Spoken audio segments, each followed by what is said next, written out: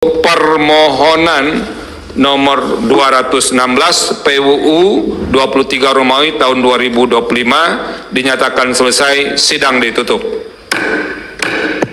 Hadirin dimohon berdiri. Yang Mulia Majelis Hakim Konstitusi meninggalkan ruang persidangan.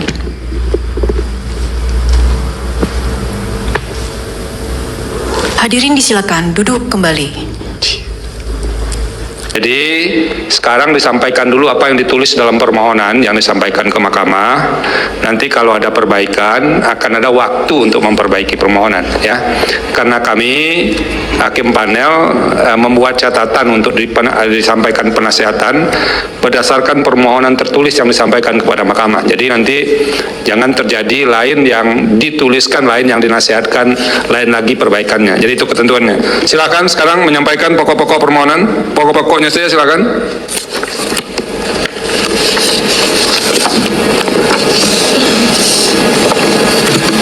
Baik, terima kasih Yang Mulia. Pokok-pokoknya adalah bahwa saya yang bertanda tangan di bawah ini, nama lengkap Dr. Bonatua Silalahi, tempat tanggal lahir Medan 20 Mei 1997, Kewarganegaraan Indonesia, pekerjaan peneliti independen, beralamat di Cawang. Ya, cukup. Dengan ini mengajukan permohonan pengujian undang-undang terhadap Undang-Undang Nomor 7 Tahun 2017 tentang Pemilihan Umum, sebagaimana yang telah diubah dengan Undang-Undang Nomor 7 Tahun 2023 tentang penetapan peraturan pemerintah pengganti Undang-Undang Nomor 1 Tahun 2022 tentang perubahan atas Undang-Undang Nomor 7 Tahun 2017 tentang Pemilihan Umum menjadi Undang-Undang. Dan yang kedua adalah Peraturan Komisi Pemilihan Umum Nomor 19 Tahun 2023 tentang pencalonan peserta pemilihan umum Presiden dan Wakil Presiden, sebagaimana yang telah diubah dengan Peraturan Komisi Pemilihan Umum Nomor 23 Tahun 2023. Dan yang ketiga adalah Peraturan Komisi Pemilihan Umum Nomor 13 Tahun 2010 tentang pedoman teknis tata cara pencalonan pemilihan umum kepada kepala daerah dan wakil kepala daerah. Oke, itu cukup ya. Sekarang Anda terus ke legal standing saja. Nanti akan kita nasihatkan. Jelaskan legal standingnya apa kira-kira. Kenapa Anda merasa dirugikan hak konstitusionalnya dengan berlakunya norma yang dimohonkan pengujian? Silakan jelaskan. Baik, terima kasih Yang Mulia. Bahwa pemohon mengajukan permohonan pengujian konstitusional terhadap Undang-Undang Nomor 7 Tahun 2017 tentang Pemilihan Umum, sebagaimana yang telah diubah dengan Undang-Undang Nomor 7 Tahun 2023 tentang pencalonan peserta pemilihan umum Presiden dan Wakil Presiden, sebagaimana telah diubah dengan PKPU Nomor 23 Tahun 2023 serta Peraturan Komisi Pemilihan Umum Nomor 13 Tahun 2010 tentang pedoman teknis tata cara pencalonan pemilihan umum kepala daerah dan wakil kepala daerah. Bahwa norma-norma dalam peraturan perundang-undangan tersebut meniadakan kewajiban autentikasi terhadap ijazah asli calon pejabat publik. Karena hanya mewajibkan menyerahkan fotokopi ijazah yang dilegalisir dan menyatakan KPU dapat melakukan klarifikasi apabila diperlukan sehingga bersifat diskresi opsional. Oke, apalagi? Bahwa keberlakuan norma-norma tersebut telah menimbulkan pelanggaran terhadap 4 pasal dalam Undang-Undang Dasar Negara Republik Indonesia tahun 1945, yaitu pasal 27 ayat 1 tentang kesetaraan di hadapan hukum, pasal 28C ayat 1 tentang hak mengembangkan diri melalui ilmu pengetahuan, pasal 28D ayat 1 tentang hak atas kepastian hukum yang adil, dan 4 pasal 24F tentang hak memperoleh informasi yang benar. Oke. Lanjut, alasan-alasan permohonan. Kenapa norma-norma yang diuji itu bertentangan dengan Undang-Undang Dasar 45? Silakan. Silakan, kuasa hukum mau menambahkan? Ya. Saya lanjut Yang Mulia. Ya.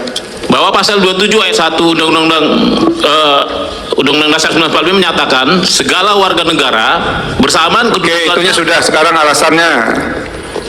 Oke, alasannya nih, alasan pertentangannya apa itu? Di mana?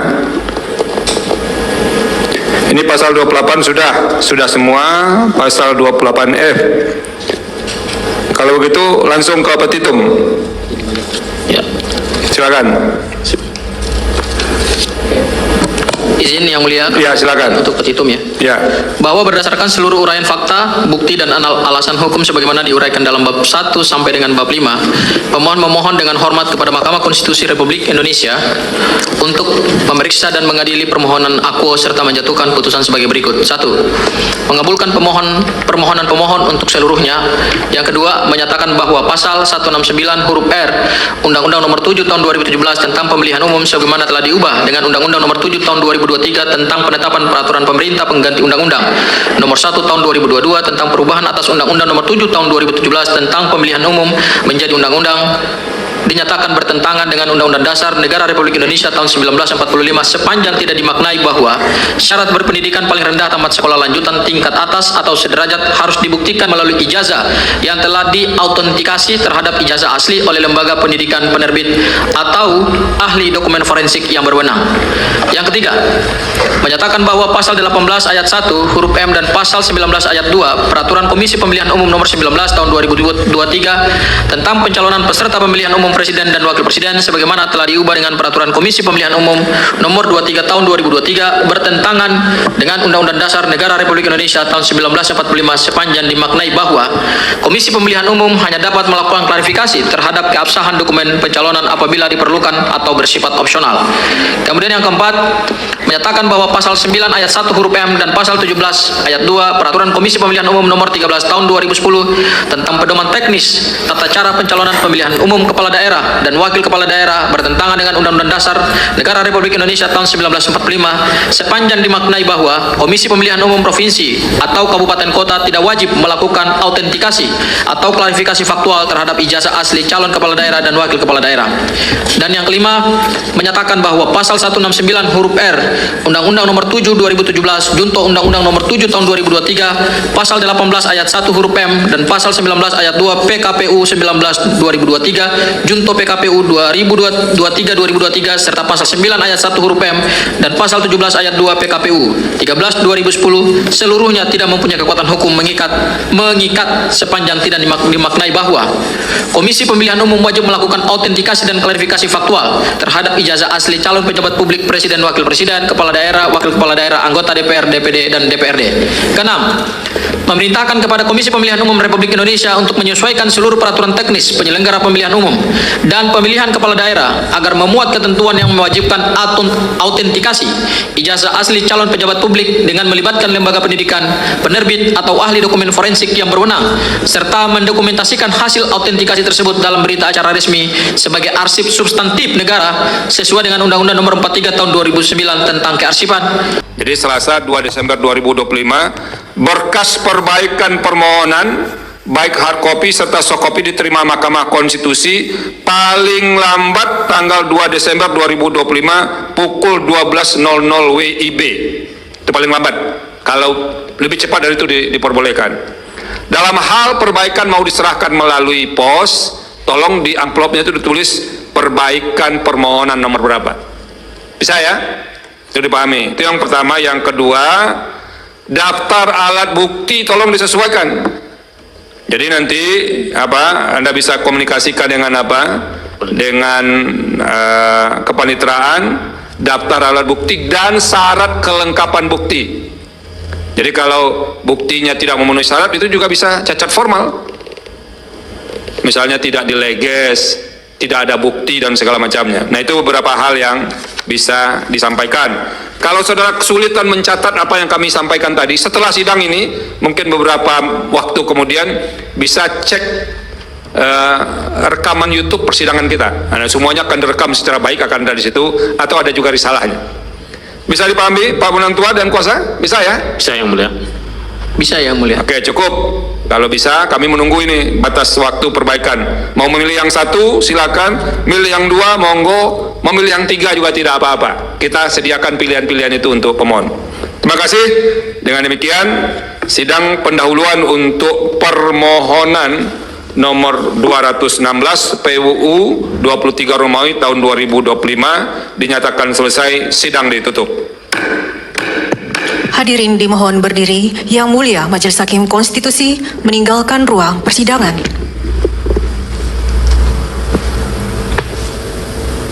Hadirin disilakan duduk kembali. Hadirin yang kami hormati, demikianlah persidangan pada hari Rabu tanggal 19 November 2025 untuk perkara nomor 216 garis miring PUU garis datar 23 Romawi garis miring 2025 telah selesai. Oke, teman-teman, kembali lagi dengan saya di channel ini yang dimana kita akan membahas beberapa tanggapan ataupun komentar-komentar para netizen dari video-video kita sebelumnya, teman-teman. Jadi di sini ada yang menyatakan bahwa saat ini rakyat Indonesia sedang menyaksikan drama dari seseorang yang berusaha mempertahankan kebohongannya hingga akhir. Rakyat juga sangat merindukan kejujuran dan keadilan, khususnya bagi para penegak hukum. Semoga hakim memutuskan dengan adil, jangan-jangan berat sebelah tentang ijazah Jokowi ini. Saya juga sebagai masyarakat memohon para hakim, takutlah Tuhanmu daripada orang-orang yang bermain hukum, ikutilah hati nurani. Selagi hukum buatan manusia alias hasil pemikiran manusia atau berdasarkan filsafat, maka selama ini hukum itu tidak akan adil, kecuali hukum Allah pasti keadilan akan terwujud jika Allah yang bermain. Segera adili Pak Jokowi jika perlu hukuman mati karena sudah membuat rakyat sengsara dan hanya memperkaya diri sendiri. Undang-undang hukum negara kita sekarang adalah Undang-Undang PKI yang direkayasa dan manipulasi.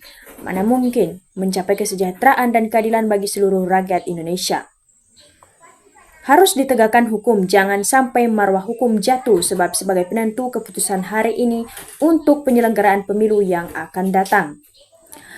KIK Polri diganti maka langsung masalah ijazah selesai, ini jelas kepolisian yang terus menutupi kejahatan Jokowi. Tentang Jokowi sudah banyak diketahui oleh orang-orang jujur, sekarang kita harus berhati-hati sebab PKI gaya baru sudah banyak di NKRI. Indonesia adalah istilah politik, adalah arti dari kebohongan yang harus terus dihidupkan.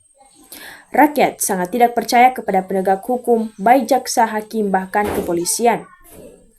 Semoga rakyat Indonesia tahu keputusan. MK kemudian para penegak hukum segera melaksanakan keputusan Mahkamah Hakim.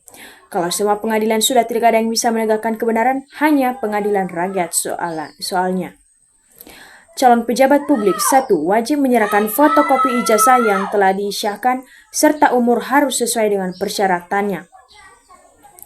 Mantap, hakim-hakim jaksa-jaksa MK jujur dan bertanggung jawab, moral dan akhlak mulia, semoga Allah SWT memberikan pelayanan terbaik untuk rakyat. Ijazah Jokowi harus terus diusut, diadili untuk rusak bangsa negara yang pasang badan. Polda dan lain-lain harus diusut, diadili mahkamah, jangan sampai pembela usut ijazah anaknya. Kalau sudah begitu, Erza Jokowi sudah menjauh dari kepastian hukum, sebaiknya reformasi ulang pemilu ulang. Yang dibilang cat-cat itu kalau mulutmu memberi keputusan yang salah, berpihak pada yang salah demi uang dan jabatan. Cat-cat, hati-hati nuranimu tak layak disebut yang mulia, tapi jauh lebih layak dipanggil sang pendusta.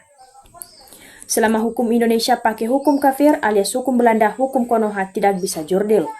Nanti kita tuntut di akhirat semua yang merusak hukum yang tidak berkeadilan, merekalah yang membuat mereka yang memutuskan, mereka pula yang menghukum. Kira-kira apakah hakim berani memutuskan Patwi bersalah dan anaknya itu aja? Buat Bapak Hakim yang jujur amanah dalam menjalankan tugas dengan adil yang seadil-adilnya, semoga mendapatkan balasan yang terbaik, selalu hidup bahagia, selamat dunia akhirat. Dan buat siapapun zolim terhadap rakyatnya, terhadap ulama-ulama, secepatnya mendapat laknat Allah. Orang presiden pembohong ya banyak, masalah itulah Indonesia karena orang-orang udah dikasih suap semua. Seyogianya, hal ini menjadi perhatian seluruh partai maupun organisasi lainnya saat mengusung kadernya untuk menjadi pejabat publik.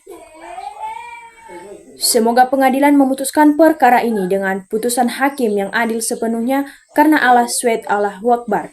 Sudah nyata bahwasanya PKI itu berhak dalam kubur.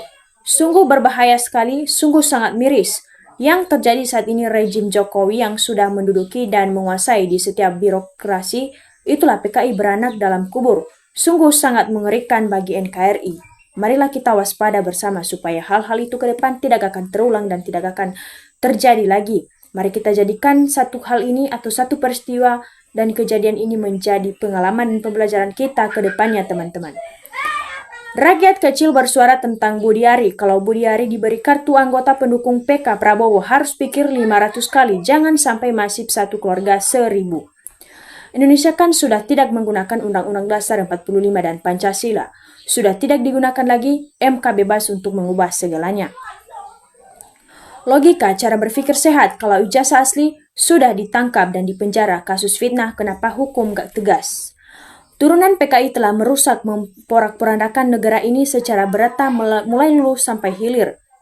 Mari seluruh rakyat yang berontak waras dan cerdas bersatu untuk menyelamatkan bangsa dan negara dengan revolusi total melawan mereka dengan tulus demi anak cucu kita nanti.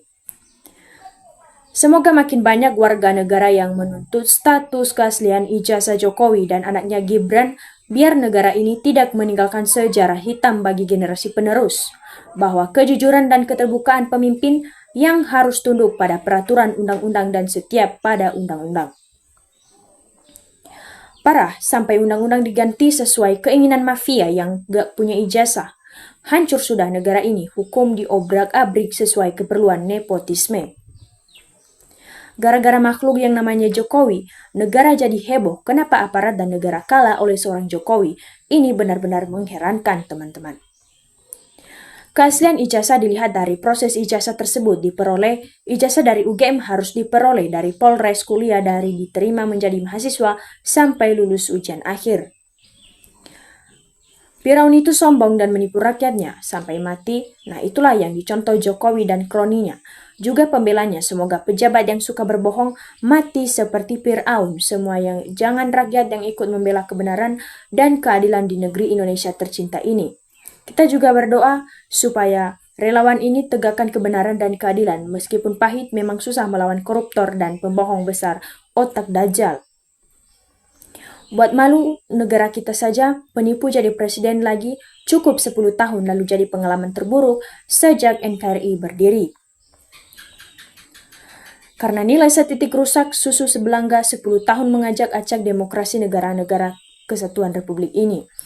Dan bibir setiap tahun ada perubahan. Apakah perubahan itu sesuai dengan Pancasila? Kalau tidak sesuai dengan ayat Pancasila, tangkap dan hukum mati yang membuat undang-undang gak waras. Letakkan kebenaran dan keadilan di atas segalanya untuk kepentingan bangsa dan negara. Semakin ke depan negara harus tegas, jangan ada yang kebal hukum di negara ini. Tidak ada bela-membela dalam keburukan kita. Bernegara harus menggunakan hukum dan kebenaran di atas segalanya. Tidak boleh negara memihak dan melindungi kebusukan dan demi rakyat menjunjung tinggi keadilan dan kebenaran di atas segala-galanya. 10 tahun hasil sumber daya alam dinikmati rezim Jokowi. Indonesia ditipu oleh ijazah palsu. Tikus berdasi perusak konstitusi, demokrasi dan perusak negara kesatuan Republik Indonesia. Bahkan Taspen dan Asabri melakukan autentikasi kepada seluruh pensiunan. Tapi kenapa KPU tak melakukan hal itu? Sebaiknya otak seluruh anggota KPU diautentikasikan juga karena selalu blunder. Nanti bisa jadi sejarah bangsa Indonesia pernah dipimpin oleh seorang tukang kayu berijazah palsu. Negara tertipu oleh seorang tukang kayu, korupsinya tidak kira-kira. Oke teman-teman, demikian saja video kita kali ini. Semoga kita bisa berjumpa dengan video-video kita berikutnya. Dan jangan lupa ditinggalkan jejak.